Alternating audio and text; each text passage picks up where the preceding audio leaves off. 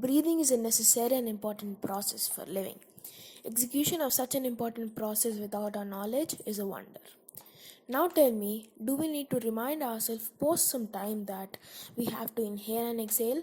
No, right? That just happens without our notice. Okay, now let's learn what happens when we inhale and exhale air. What happens to the air we inhaled? How does our respiratory system work? At the end, we will also see what happens when we smoke. How does it harm the smokers? We live because we breathe. You will be surprised to know the complex process behind breathing. To know, watch the video till the end. Okay, now let's take a quick quiz. It's a simple question, do not worry. When you breathe, what is that you take in and what is that you leave out? How many of you are ready with the answers? I'm sure all of you are. It is a well-known fact that we intake oxygen and give out carbon dioxide. But the air around us has 20% of oxygen and 78% of nitrogen. So how can we say that we only take in oxygen? It means we also take in nitrogen. But it doesn't react as fast as oxygen. So nitrogen is harmless and should be executed out of our body. But oxygen reacts very fast. Also, we need oxygen to generate energy. The inhaled air has 21% of oxygen and the exhaled air has 16% of oxygen. It means we only use up 5% of oxygen.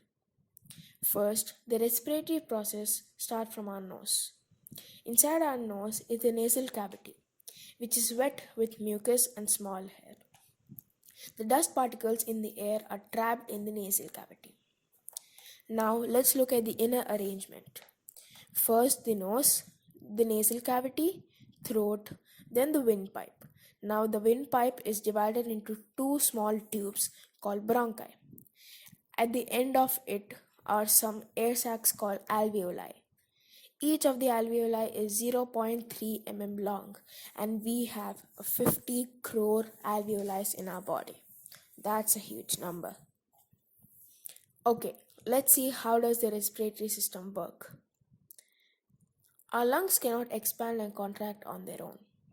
There's an organ called diaphragm. When we take in air, the diaphragm gives space for the lungs to expand and it comes back to push the lungs so that we can exhale. Seeing the level of oxygen in the environment and the required oxygen for the body, the brain will decide the speed of the respiration. On an average, a human respires for 17 to 23,000 times per day, and in liters is 11,000 liters per day. Now let's see what happens to the air which goes in our body. Okay, after the air passes the throat, it passes through the windpipe, which is wet with mucus and has a hair-like structure called cilia. Cilia blocks any dust and bacteria from entering our lungs. And when we sneeze, these accumulated dust particles are expelled. From here, the air reaches the end point of the system, which are the alveoli. From here, it mixes with the red blood cells and travels throughout the body, supplying oxygen. We need to work, right? The energy is made from this oxygen. Let's see how. The food we eat turns into glucose and reaches every part of our body. Oxygen is required to transform this glucose to energy.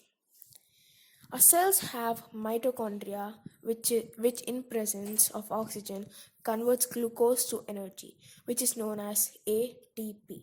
In simple words, ATP is like a battery which stores energy. This process is known as cellular respiration. During this process, CO2 is released, which is poisonous and useless to our body. So this CO2 again goes through the red blood cells and reaches the lungs. And when we exhale, this CO2 goes out of our body. This is our respiratory system. We think that the organs required are only lungs, but now you got to know the complex process behind breathing.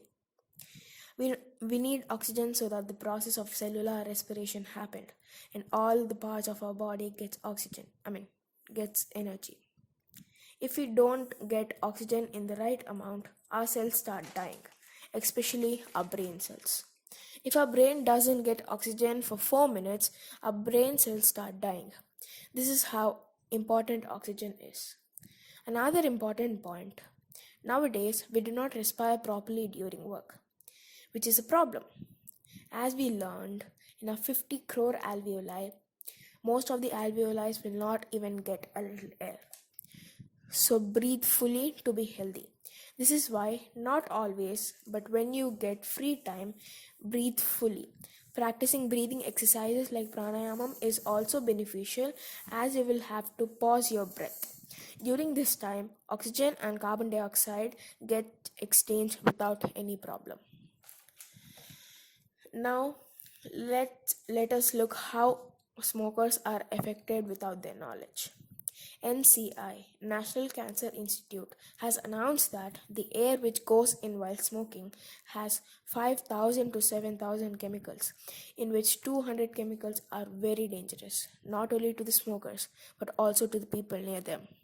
And in them, carbon monoxide, ammonia, hydrogen cyanide, and more 69 chemicals can cause cancer.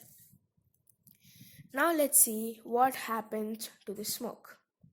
We have learned that cilia prevents dust and germs to go in. But now the smoke destroys the cilia. So now the dust will go directly to our lungs. Then the smoke sticks to the inner parts of our lungs and make it black and black and black like this. Now the lungs try to take out the smoke, and this is why smokers cough a lot. It doesn't finish here. Now the chemicals reach the alveoli, and from here reaches the whole body. And if these chemicals change the structure of the DNA, it might cause cancer. And this cancer can spread to multiple parts of our body. Friends, do you want to invest in Bitcoin, Dogecoin, Polygon, Gas? You should have an account in CoinSwitch Kuber. And also, if you click the link in the description, you can get up to 1250 rupees Bitcoin for free. So do it as fast as possible. Thank you.